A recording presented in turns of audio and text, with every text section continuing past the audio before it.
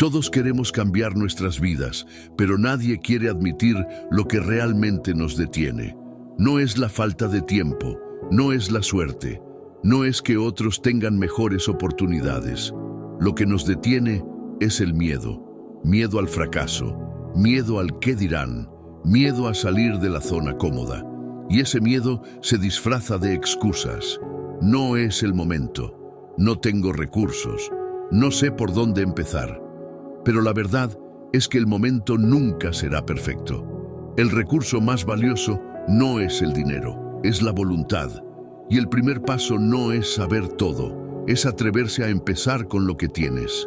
Las personas más exitosas no son las que tenían todo resuelto, sino las que decidieron avanzar a pesar del miedo. Ahora dime, ¿qué excusa te has estado contando?